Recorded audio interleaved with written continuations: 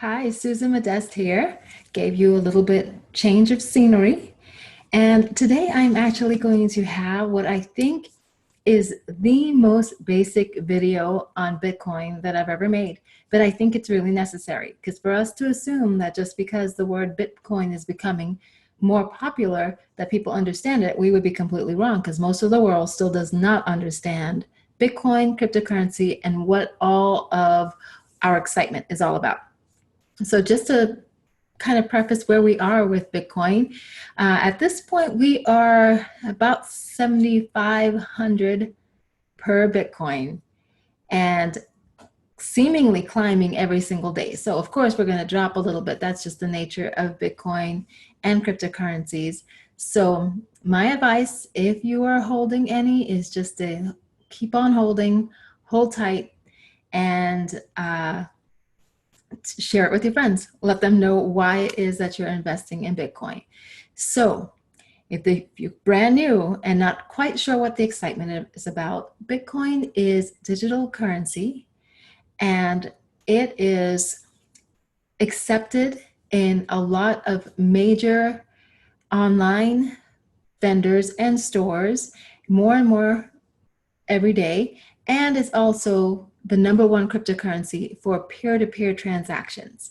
So peer-to-peer being that you have a service or a product that I want to pay for, and I can pay you in cryptocurrency directly without having to go through any third parties to make that happen. So very simplistic way of explaining it, but I will tell you that because it's decentralized, it's catching on. People are connecting this with freedom, which is the reason why it was even created, and it's filling a demand. And please watch my other videos to hear more about the excitement. But if you're brand new, not quite sure of the technical stuff behind it, not quite sure you want to understand the technical side of it, let me just assure you, you don't have to know all the technical stuff to be able to benefit from this and to be able to use it. There are really only two things that you need. The first thing that you need is Bitcoin. So you're going to want to exchange some of your fiat currency for Bitcoin, sort of the way that you would if you were visiting a foreign country and needed to exchange your currency for theirs. So you're going to want to do that through something that's called an exchange. Some of the most common exchanges are, for example, Coinbase, Bittrex, CoinMama is another online place that you can exchange your fiat currency. And these are just examples. You can also visit Bitcoin ATMs, and I'll put a link for how you can find the nearest Bitcoin ATM to where you are located, if that's the way that you wanted to go to get that. You will get your Bitcoin immediately using an ATM, but you will pay a bit of a premium for that convenience. So you buy Bitcoin, now you're going to need a place to store it. Because it's digital, it's not something that you will ever have in your hand or physically in your purse or wallet. So what you're going to need is an online digital wallet. And there are some wallets that are better than others. Coinbase, which is one of the exchanges that I mentioned, can be used as a wallet, but I don't advise that you do that for a number of reasons. With Coinbase, they're actually considered, they're not third party for the transactions, but they are considered third party as far as the storage. So they have a policy that they maintain that they have some say in allowing some of your transactions to go through. That's one thing.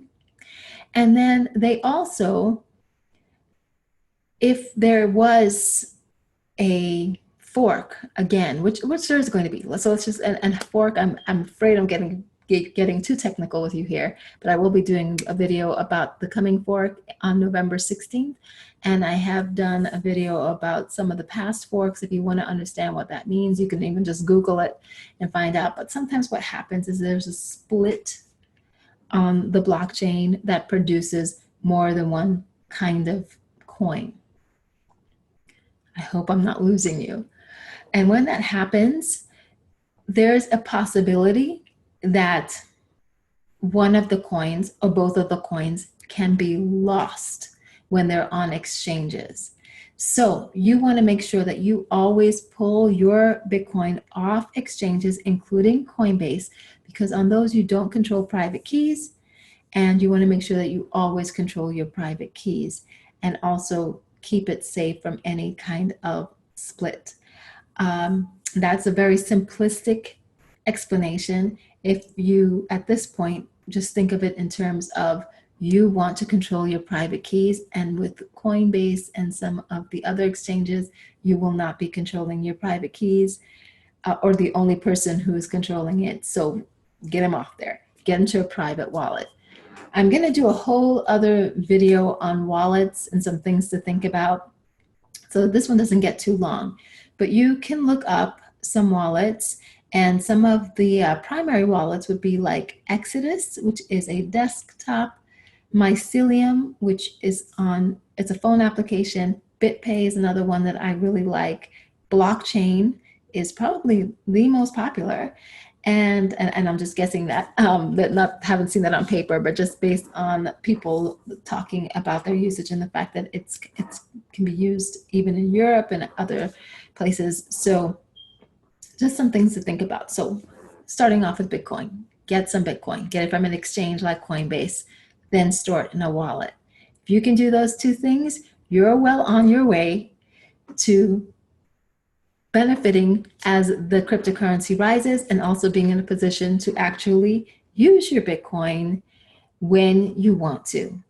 So my advice is hold on to as much of it as possible, find ways to actually earn it, and then try not to spend too much of it, even though it is currency, so you can spend it.